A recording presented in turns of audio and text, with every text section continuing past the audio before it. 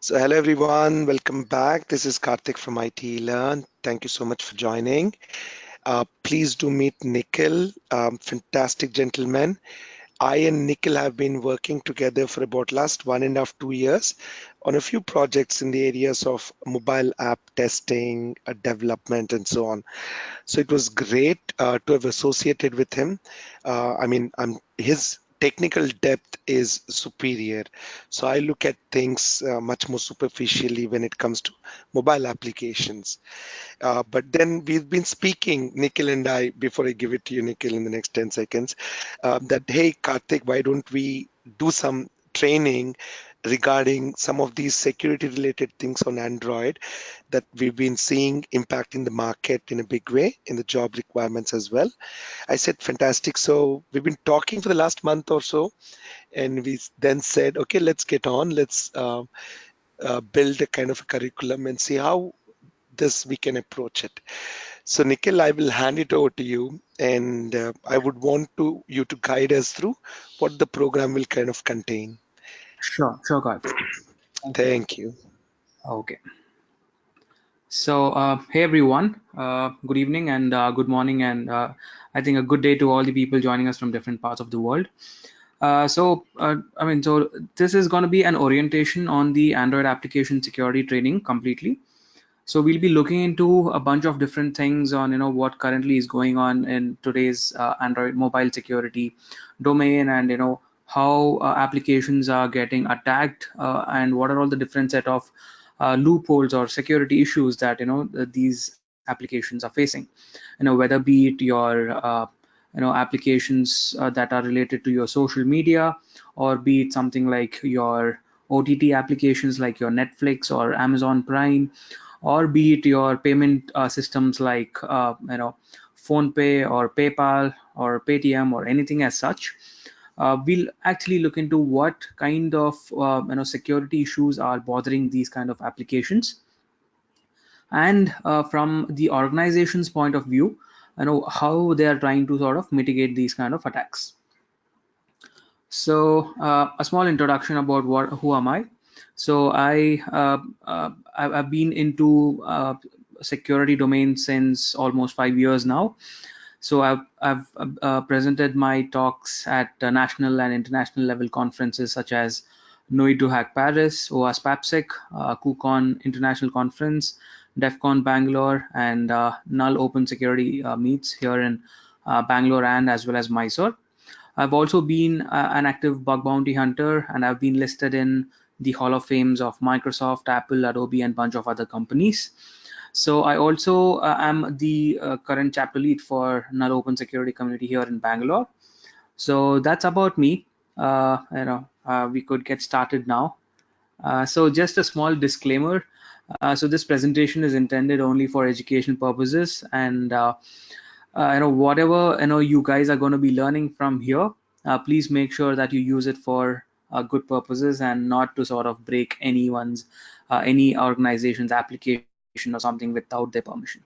Okay. That was the disclaimer, and yeah, just a small introduction to what the course agenda is going to be. So we are going to be focusing this complete course, which is going to be spanning over the course of 12 days, into 4 different modules.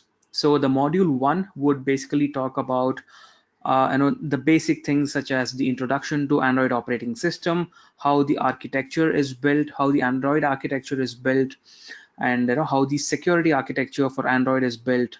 A bunch of things such as what is an Android emulator, how do we set it up. There are a bunch of tools that we'll be setting up, which comes as part of the mobile pen testing environment. That's part of the module 1, and later on a bit of an intermediary skill set that we'll be talking about in the module 2, wherein we'll be looking into how do we inspect application certificates and signatures, things like signing and re-signing of Android applications. So these are a bunch of processes that needs to be done for an application to sort of go onto the Play Store. Okay, so we'll be looking into these things, and we'll be investigating how an Android permission model really works.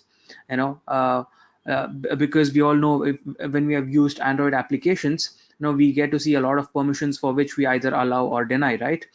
So those kind of permissions, how they are sort of created, and what are all the impacts of these permissions if they are misused, and all of that, we'll be looking into that. So we'll also be using a tool called ADB, which is called the Android Debug Bridge. That's mainly to sort of get access into the internal file system of a mobile application. Okay. So at any point of time, you guys feel that I'm going a little fast, you guys could sort of raise a just let me know, if I'm going really fast. Okay. So then we go ahead with the module 3. And we'll be looking at bypassing couple of Android permissions. We'll be looking at couple of tools such as Drozer, which is quite widely used in the mobile application security space. We'll try to enumerate a couple of things, try to reverse engineer the application and see the internal structure of it, and how do we bypass a bunch of things in the application, to in order to sort of get hold of some or the other information, or sort of try to exploit a particular vulnerability on the application. Okay. So the final module, which is the module 4, we'll be working with tools such as Logcat. We would be actually looking at how the network traffic is between the application and the server goes through, and we'll be inspecting the network traffic basically. Then we'll be looking at exploiting the application components. I know these are a bunch of technical terms at this point of time, but as we move ahead, it becomes a lot more easier for you guys as well to understand all these concepts. Okay, so there's something called as application components when it comes to Android applications. There are mainly 4 different types, and we'll try to exploit them, which is like an advanced topic. We'll be looking into that as well. Uh, then we'll be looking into a couple of industry standards such as OWASP top 10 and all of them. We'll look into how we would be able to exploit these kind of security issues or vulnerabilities, and how what are the different methods that could be used to sort of also make sure that these vulnerabilities don't really come up. That's one thing. Then we'll be using some couple of techniques called as obfuscation methods. So obfuscation is something that you would basically use if you don't want someone to reverse engineer your application and get all of your code and sort of get complete details of your application. Then we'll be looking at how you could sort of use this knowledge that you have gained over the course of these 12 days into finding security issues that already listed applications on bug bounty platforms.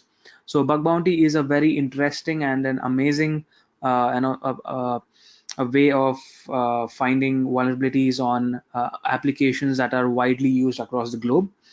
Something like, let's say if you're using Uber, or let's say if you're using any of the applications like Amazon, so these applications are listed on these platforms. Let's say you find some security issue and you report it to them, you would end up getting paid probably in thousands of dollars.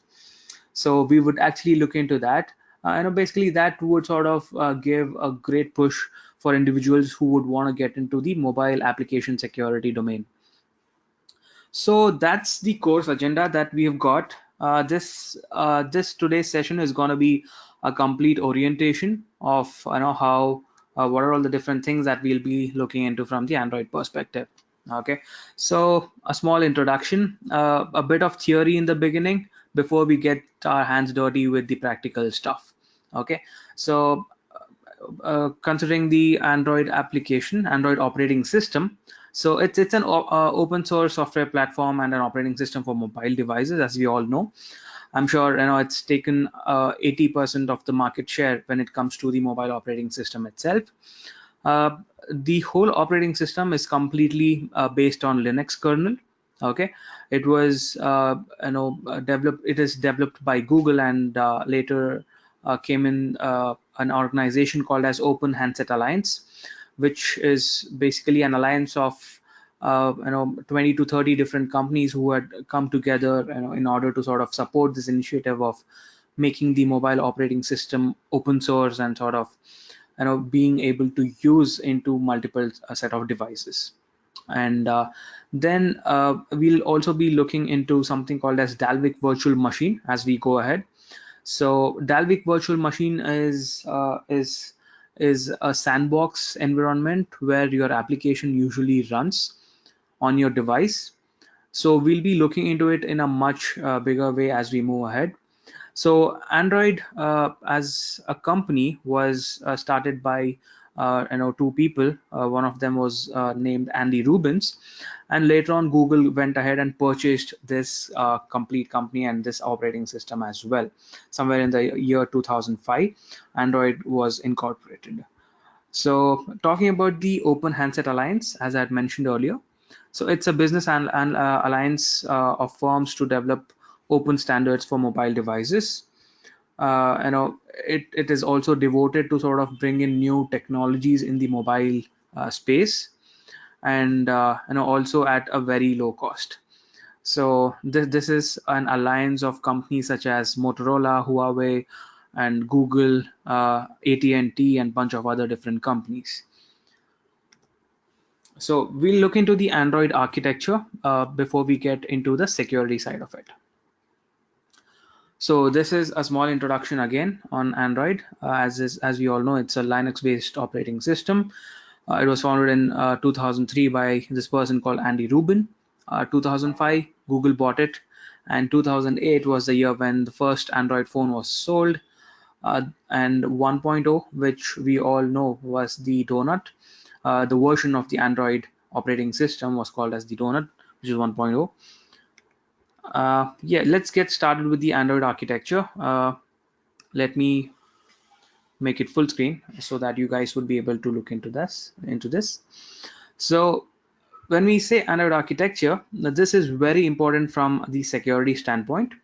So we are going to be looking into these different components, which is at the lower level, which is the Linux kernel, on top of which we have something called as libraries and Android runtime, and on top of which we have something called as application framework, and then our applications. Okay, so when I say let's get started with the application layer itself. So the normal applications that we all use on a daily basis, either be it our messaging or phone applications, or something like your Amazon, Flipkart, or whichever the application, all of them come under this particular section, which is the application part. And these applications use something called as application frameworks, which allow your application to sort of make different set of calls to different set of components of the mobile. Okay, so something like telephony manager, if we see here, it would allow the application to sort of make phone calls, or it would allow the application to send SMSs and receive SMSs and so on and so forth. Let's say if your application wants to use maps, let's say it's something like your Uber, which would invoke a maps component in the application, then they do not have to sort of create this whole framework from scratch. They could be able to sort of use this application framework of location manager that would basically allow them to sort of import them and sort of get along with using this and implementing that into their application. Okay, so these are different sort of application frameworks that we have. There's something called as package manager, activity manager. We'll be looking into them in much detail in the course ahead. Okay, so all these application frameworks are for different specific set of functionalities that the application would have. Everything such as even connecting to your Wi-Fi, or connecting or opening up your camera, and all of them become part as your application framework itself. And below this we have something called as libraries and Android runtime. We'll look into the Android runtime a bit later, but let's look into the libraries part of it. So there are a bunch of different libraries that these application frameworks would sort of subscribe to. Something like SQLite would be for databases. Let's say your application such as your Uber or Amazon, if it wants to store any user specific data on the mobile device, something like his location details or something, it would usually store it in the databases on the device. So that is taken care by something like SQLite. Okay, or if it has got to do something with the security, let's say if the application is trying to send some information to the servers and all of that, that's taken care by the SSL library. Okay, so in the similar lines, we have something called as WebKit, OpenGL for the UI UX part of the application, and bunch of other things. We'll be looking into these things in much detail in the course ahead. So I'll come back to the Android runtime in a while. Before that, let's look into the Linux kernel. So Linux kernels are nothing but the pretty much they're pretty similar to your drivers in your Windows operating system. They're very similar to them. Let's say the camera driver, or say keypad driver. These are the drivers for your applications to go ahead and access the cameras or the keypad driver. Okay, or even your Wi-Fi driver. All these are hardware components. For them to be easily usable by the applications is where the drivers come into picture at the Linux kernel level. So these are different set of drivers that are part of the Linux kernel. So as we know now, there are like four different components in the Android architecture that we know, starting with the applications, application framework, libraries, and Linux kernel. Okay, the last one is the Android runtime here. So it again has got two different sub categories, which is the core libraries and the Dalvik virtual machine. So we look into the core libraries at a later stage when during the course.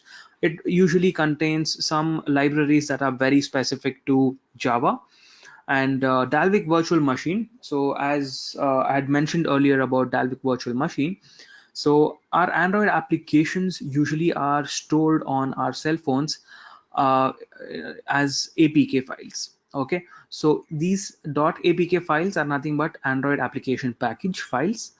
When these APK files are run, they are run as Dex files, which is Dalvik executables. So these Dex files usually run in a isolated environment.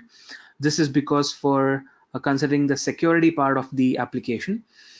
So these are run under this isolated environment called as Dalvik virtual machine.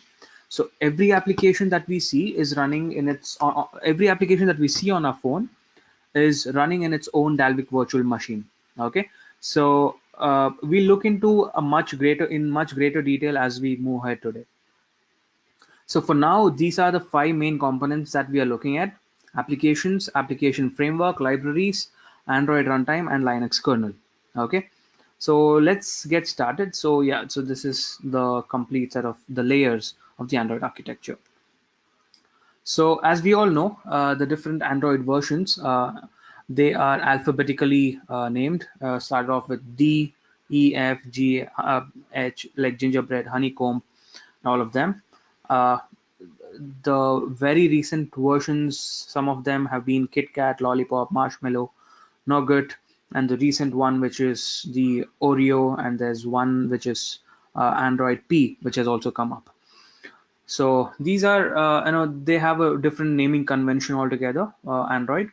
So there are, with every different versioning, there are a lot of new things that are coming into the operating system. The way the permissions are handled, the way the whole architecture is taken care of, or the way the security is also handled, changes with every single, implementation of these versions.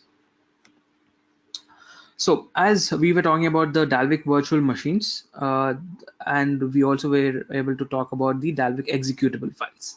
Okay, so let's look into this, what exactly Dex files are, what exactly DVMs are, and all of that. Okay, so to execute the application in the Dalvik virtual machine, the Java files is compiled and a dot class file gets created. So if we have like some understanding of Java, how it works and all that, so usually the Java files get compiled and they become dot class files, right? So these .class files usually cannot be executed in our mobile in our mobile environment, and henceforth, they are converted into something called as .dex files. So this is again done using something called as Dex tools. So we'll look into that in a much greater detail as we move ahead. Okay, so these Dex files uh, are the way how applications are usually run on our phones. Okay, in the Dalvik virtual machines. So the Android security model has got a different set of things in a layered approach. So we usually look at the security at the operating system level, which is at the Linux kernel level, how it is, how there are different users that gets created for each and every application. Uh, there is something called as application sandboxing, which is nothing but the use of Dalvik virtual machine. Then there is something called as secure inter-process communication, like how every single application or any processes, how do they communicate with each other in a secure manner. Then there is also something called as application signing, wherein for before the application gets uploaded onto the Play Store, the application needs to be signed, which means that the signature is specific to the developer or the organization that has created the application. Okay, then as we all know, there's something called as permission model, wherein the Android application would ask the user various different permissions, such as if it wants to access your media files, it would ask you, would you want to allow access to the media files. You have the option to either allow it or deny it. In the similar way, there are a lot of different set of permissions that the application would ask. Then we would look into something called as Google bouncers. So Google bouncers are do not really come as part of your mobile application on your device, but this is something that is part of the Play Store, wherein once the application is uploaded onto the Play Store, there are a lot of security checks that happen on the application at the backend, wherein they try to run the application in multiple environments and try to see if it has got any malicious content or something as such. Okay, we look into all these things at a much greater detail as we move ahead. Okay, so we've got a small exercise to do here. Okay, so it's okay if you guys are not able to sort of do this hands-on at this point of time. During as this is just an orientation, I would just be showing it to you guys live here. Later on during the class time, we could be able to sort of do it together. So let's start our virtual machine.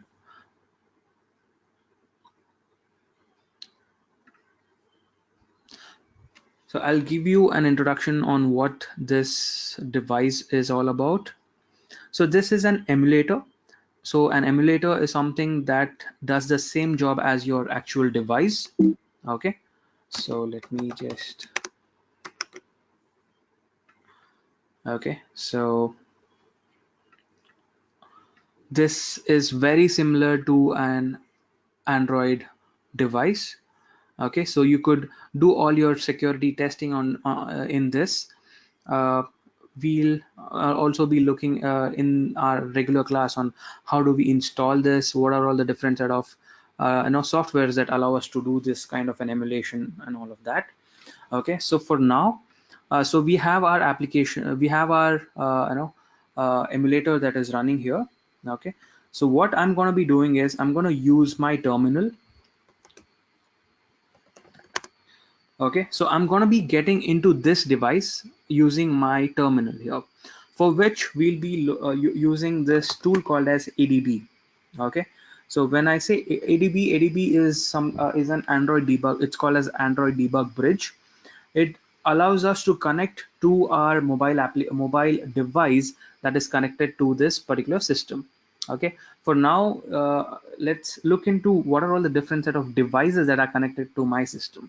So for this, I'm going to be using this command called ADB space devices and click enter. And I see that there is one device that is connected, okay, with this particular IP address. What I'm going to do is I'm going to just do ADB space shell. Okay, this will give me access into this device, this emulator. Okay, when I do this, I get the root access, Since this device is rooted, I'm getting the root access directly. So what exactly is a rooted device, and what are the root permissions and all of that? We'll talk about it at a much at a later stage. Okay. So for now, let's just understand that we have access to this device at this point of time. We could just do an ls command, the Linux list command, and see how is uh, the files system, the file structure here in this environment.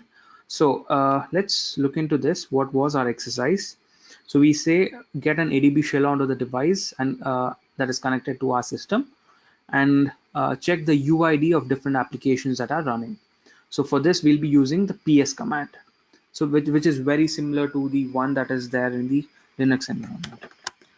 So I'm going to do a basic PS and see that these are different set of applications that are present, like com.google.process.gapps, Android process media, okay, voice dialer, gallery, keychain, music effects, and all of them. Okay, so all these, if you look at these, if you look at look on the left hand side, this is the username, this is the process ID, this is the parent process ID, and all of these. Okay, all of the other parameters. So if you look at here, these are a couple of them are run by root. There are a bunch of other applications that are also running on this device. So as we go down, we see that every single application is given a unique username. Okay, so the username is going to be u0 underscore a25, u0 underscore a3, u0 underscore a14. So every single application, let's say even if you open up your messaging application, so it's going to be very similar. It's going to also get a username somewhere here. Okay, so that username is going to be very similar to this, like u0 underscore a61, and which is very unique to that particular application. Okay, so the reason why I'm showing you this is because this is how the security at the Linux kernel level is taken care. Every single application is given a separate username. Whatever processes are performed using that username is very specific to that application.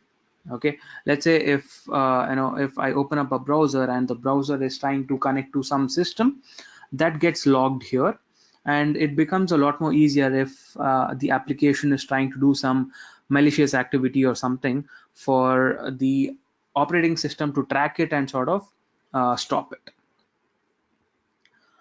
Okay, let's get back to our presentation. Okay, so the reason why we did that, this exercise, was to check the security at the operating system level, which is the permissions are being enforced, and these permissions are very specific to each user. Okay, so each application gets a unique UUID, which is nothing but the username, and any process or a thing that is performed in the device gets logged specific to that particular username. Okay, so there is another exercise. Let's try this. Okay, uh, it says that, okay, it says open the message application on our emulator, send an SMS to any number. Once sent, get an ADB shell onto the device and navigate to the SMS application. So let's do it, and then we figure out, why are we doing this and all that. Okay, so let's go to this. I'm gonna type in a new message to some random number, and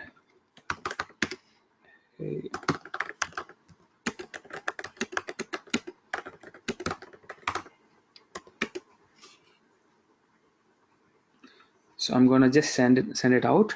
Okay, once I have sent this, let's go back and see what are we supposed to do next. Okay, it says that once sent, we need to get an ADB shell onto our device and navigate to the SMS application. Okay, and we'll get into that and we'll try to pull out the database folder. Okay, let's do that. So right now, since we are already in the device, okay, this is on the left hand side, you see a terminal that has got access to this particular device, which is the emulator. What I'm going to do is I'm going to get into the folder /data. Okay, this is the place where usually all the applications data is stored. Okay, we'll see how that is done. So right now we are in /data folder. I do a list here, and you'll see that all these are different set of applications that are present. Let's say com.android.development, com.android.music, com.android.phone, and all of them. Okay, so currently since we are looking only at the messaging application, let's search for the message applications folder. So it is com.android.providers.telephony. This is the folder for the SMS application. So let's get into this. Cd space com dot.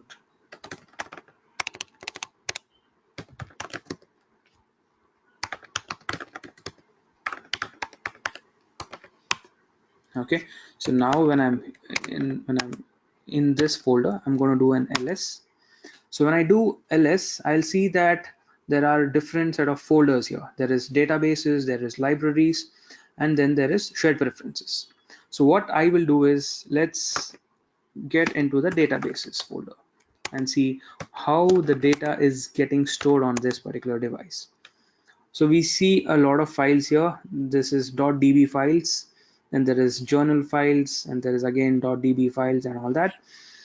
But for now, we are only looking at the SMS part. Okay, so let's go ahead and extract this particular file out in the on our actual system. So for this, what I'm going to do is I'm going to open up another tab.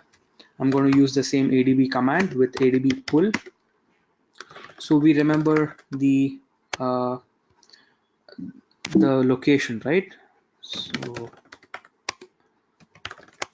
So what I'm going to do, adb pull space /data / com dot android dot telephony /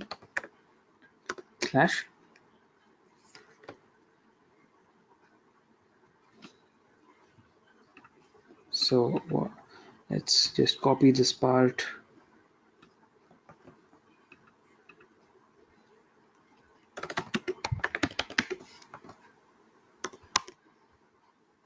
Okay, so we have pulled out the databases folder here. It, as we can see, it's right here. It's just been pulled onto the desktop. If you want, let me just move this to the trash, and then let me pull it back again.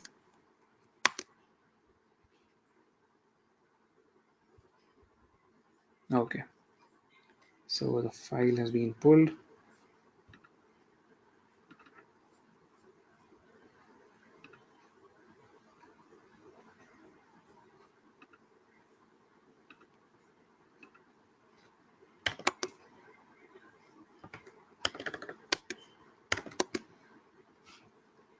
Okay, I think it just got into the trash. Let's pull it back. Okay, so we're gonna open this.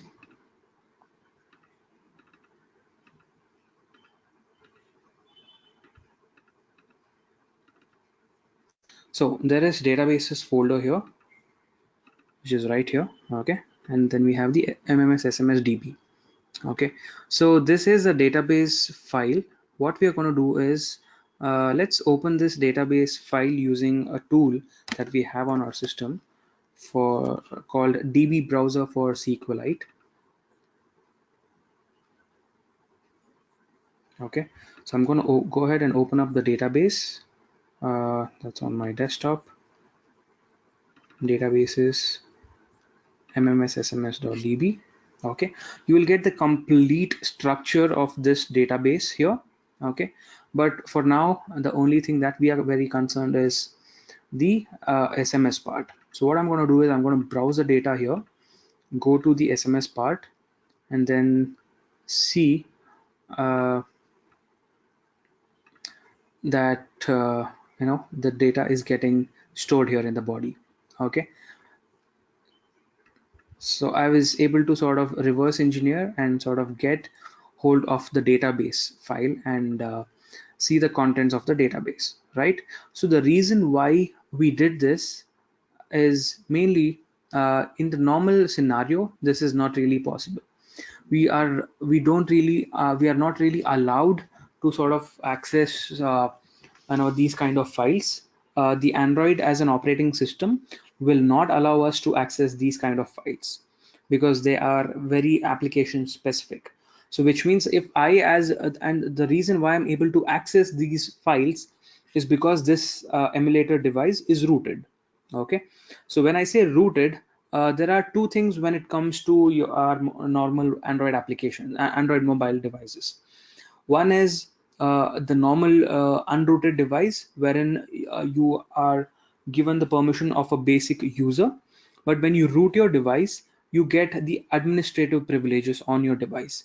So you could be able to sort of get hold of a lot of different files that you are not really allowed to.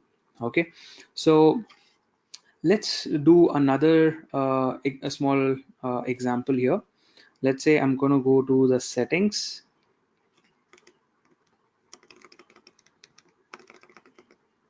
Okay, so here's the settings. So what I'm going to do is, as part of the security, I'm going to put a screen lock. Let's say I'm going to put a pattern lock here. Let's put this as a pattern. Confirm. Okay, so when I turn this device off and I turn it on, I try to give any random pattern, it wouldn't allow me. So the only way I do is give the right pattern. Okay, so what I'm going to do again now here is, now this is locked, but I have the access to this particular device via the shell. What I'm going to do here is uh, I'll go to the systems folder. Let's get into the systems folder, and I would remove this particular file, which is gesture.key. What I'm going to do is rm space gesture.key, that gets removed. Remember that on this device we had the pattern as L, right? Now I'm going to just click on this and it just opens up. So this happened because we were able to sort of easily remove the gesture.key file, and since there was no gesture.key file, the application did not have any other option to sort of check the pattern with. Okay, so that's one thing. So this is possible only because this device is is a rooted environment. Okay, so what I wanted to prove here was that uh, this is called as application sandboxing. Okay, so every application runs in its own sandboxed environment. Okay, so one application cannot access the data of other application, similar to how we were able to access the data of SMS, the messaging application, or the pattern lock feature. Okay, so /data/data is the directory where we will find all or see the application's data to be present. Okay, so seems like there is another exercise that we are going to be looking at. So it says that we are going to be installing something called as manifest_viewer.apk file. Once we install it, we are also going to be looking at something called as android manifest.xml file. So Android manifest.xml file is a file that will give you a complete detail of a particular application. Okay, so when every application is being built, okay, every application will come with something called as a manifest file. Okay, so how we get access of that and all that, we'll look into that in a couple of further slides. But for now, let's go ahead and look at this manifest viewer. So here we have all the different applications. Okay, let's say I want to look at a particular application. Let's say I'm gonna look at Android live wallpapers. Okay, so look at the Android manifest file. So we see that this is an XML file. Okay, it has got various different things like what are all the different user permissions that the application is asking, access to the camera, access to the location, and all of that. Okay, then we see also something called as activity. So when I say activity, it is basically your different set of screens that you get to see on your mobile device. Let's say there is a login screen that is called an activity, and there is a dashboard that again is called an activity. Okay, so every single screen that you see on your mobile device, on your application, is an activity. Okay, so this Android manifest.xml file gives you all these details about this particular application. Okay, more on how we could be able to extract these files, we'll look into that in a couple of minutes. Okay, so let's see if any one of you have got any doubt or something. I think I should be able to take them now. Uh, please, let me know if you've got any doubts or questions.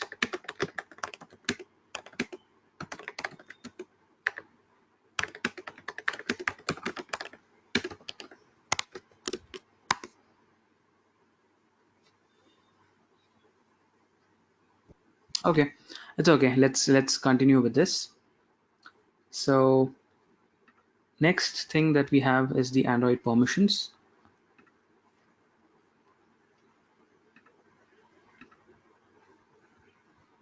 Okay, so Android permissions, as we all have seen on our mobile devices, whenever you try to install an application, the application would ask you a lot of different permissions. Okay, so these permissions are usually defined by the application, but the user needs to grant them. Okay, so permissions are usually declared by the developers of the application, and Android manifest.xml file will have all these details related to the permissions. Okay, so the user will be asked to either accept or deny the permissions before the installation of the application. Okay, so earlier in the early versions of the Android operating system, the user had the option to accept all or deny all. Okay, but with the recent versions, we could select what kind of permissions that we would want to give a particular uh, application. Okay, so applications unboxing. So as we already looked into this scenario, wherein applications from unknown sources are usually isolated to prevent malware attacks. Okay, so for example, let's say there is an application that you have installed which is not probably from the Play Store. Let's say there is some malicious website that said that, okay, so this is a full version, or this is a pro version of an application, and you're getting it for free or something. So as users, we would go ahead and install it without even looking at whether if the application would be malicious or no. But once we install it, just to ensure that even if the application is malicious, it does not cause any harm to any of our other data or other applications, the DVM or the sandboxed model is used. Okay, so the main goal here is to achieve a good amount of security from the application standpoint. So based on the application's UID, memory space is allocated to the applications. Okay, so the application is given very restrictive uh, access here. Basically, it can only access the files that are present in its own directory. Okay, so as we saw that every application is being given a separate directory in the /data/data folder, right? So these applications can access resources only from these particular folders. Okay, so applications, when they installed, they get a Linux user assigned, something like app_50.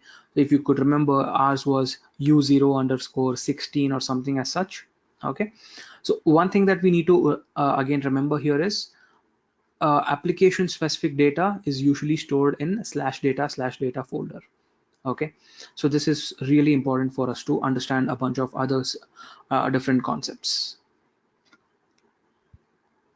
So setting up the mobile Pentest environment. Okay, so let's see what are all the different tools that we would be needing. So the Android SDK that comes as part of the Android Studio itself, which is very much needed at this, for us to sort of go ahead. Then we would need the test device. It could be an emulator like the one that I'm using at this point of time, or an actual real device if you want to use. That's also great. The only scenario here is that we got to ensure that the device is rooted. Okay. Then we'll be looking into something called Android Debug Bridge, which is ADB, and then which as we have already used it, that will help us to sort of get a shell access or an access into the complete Android architecture itself, into the Android operating system itself, okay, into the device. Then we need a bunch of different set of tools that come as part of a distro or a security tool suite. Okay, so we'll be looking into them separately as we move ahead. Okay, so the Android, so the in the previous section here, somewhere we looked at the Android architecture. This is the Android operating system architecture. Okay, but here we have the Android application architecture. Okay, so before we go ahead and sort of dissect an application, we need to understand how the APK is built. So initially when the .java files are converted into .class files, okay, using the Java C compiler, there is a bytecode that gets created, and these different set of bytecodes are then using Dex tools are converted into Dalvik executables. Okay, so these Dex files or Dalvik executables with Android manifest.xml file and other resources combined together are are being built as an Android application package, which is an Android APK package. Okay, so what we are going to be doing right now is we are going to be using bunch of tools to reverse engineer an Android APK file. Okay, and see what are all the different set of contents. So as we all remember, there's going to be three to form a lot of different components, major ones being the Android manifest.xml file or classes.dex file. Okay, and there's going to be a bunch of resources and certificate files and all that. We'll look into them. Okay, so considering the reverse engineering, the tools that we'll be using is dex to jar. Then there is something called jdgui, and the APK file which needs to be reversed, and the APK tool. Okay, so I know it may confuse a bit at this point of time, but that's fine. Uh, we'll be getting into them in a much bigger details, and sort of you'll be able to get a much more clarity as we move ahead. So right now we have this file called diva-beta.apk. Okay, so what the basic mechanism I could use here is, so the APK files are nothing but compressed files, which are also the zipped files. Okay, so what I could also do is I could rename them the .apk to .zip file. Okay, and I can extract.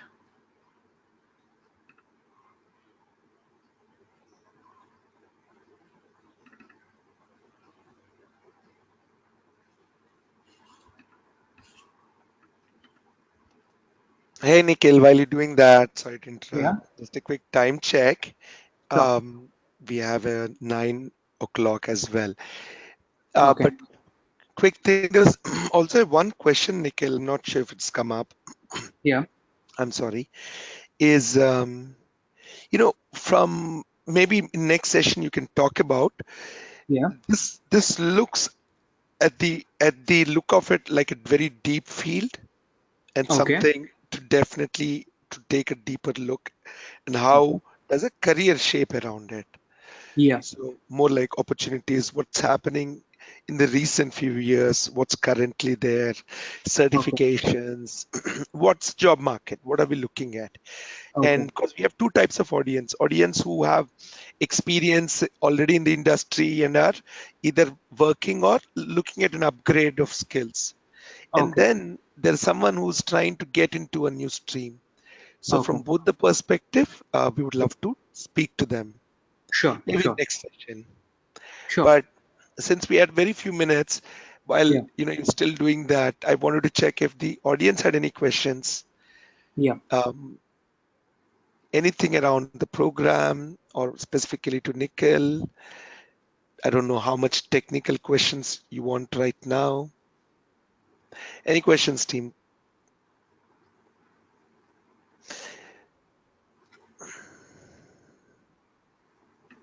And so, Nikhil, just Yeah. basic question that I keep getting.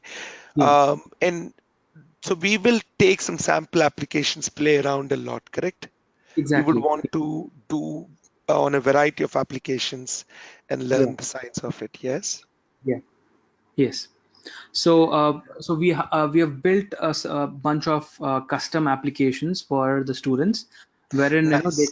can to sort of reverse them by themselves and sort of Yeah. actually get the real time experience, like how the pen testing is usually done, and these applications are very similar to the real world applications that they get to see, something Yeah. like a payment application or something as such. How the security is implemented at that level, at those applications level, and how to break them. So that's one of the primary things that is needed currently in the industry today.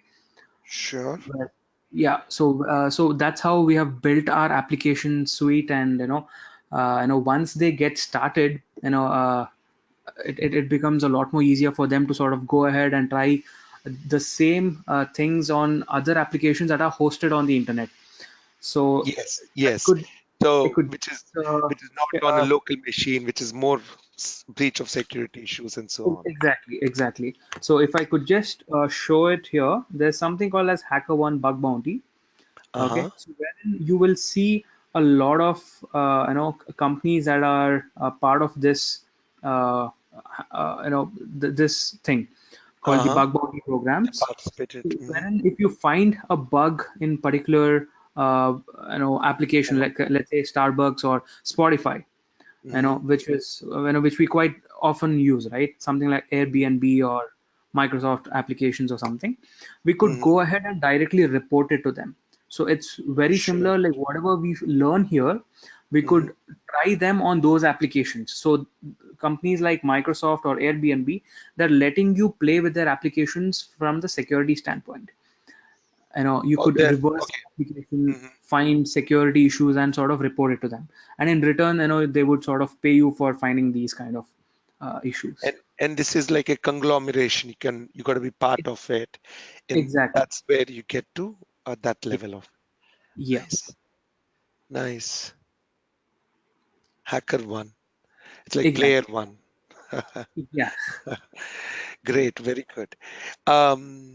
Cool. So, uh, audience, I've seen one message more like I think we've shown a lot of things in depth Mhm. and more of what's the overall program going to contain. So that was the intent to show Yeah. holistically. Exactly. And the entire training is based on how do we deep dive into them, Yeah. learn concepts, put them into practical examples, build things, test, break things, and build maybe something on your profile. That's what the program will look into. I don't think, Nikhil, we got a chance to show more of how long is the program, what are the main contents and so on.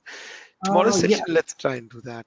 Sure. So I had sort of brought in the course agenda The detailed part here. one, Yeah. just the one page, two page here, where we were filling in. So Mhm. we know at a high level, okay, this is what it is for Yeah. the audience as well.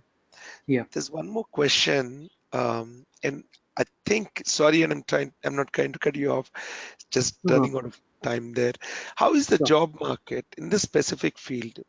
Um, Okay, yeah. so the job market, I think the one thing I can say is considering the bug bounty programs alone, the amount of Mm, money that are being paid out to the bug bounty hunters itself okay. sort of shows the amount of security need that these companies are having at this point of time. That's one thing. Let's say Mm, if a small bug that let's say as I was showing the Android manifest file, if there is a small issue there and you report it to someone like Uber or Amazon or someone, they would yeah. easily like $500 to $1,000 per bug. And let alone if you find Those something are, like a very you bigger could one. become like a freelance bug Exactly. hunter. That's Exactly, smart. exactly. So that's one part of it. But considering the Right. job market, there is a lot of scope for especially the mobile application. Now that all the companies have already moved from the web security to mobile, from the from having their web applications or websites to completely into mobile applications. So Hmm. and government organizations are sort of imposing these things on them, like, hey, you need to sort of follow these set of policies, and to have these policies implemented, you need to make sure Okay. that the security of the user is taken care properly, because we see all our payment is is happening online, right? And if one credit card I've heard data. that in your initial statements. Any of these mobile transfer activities, Exactly.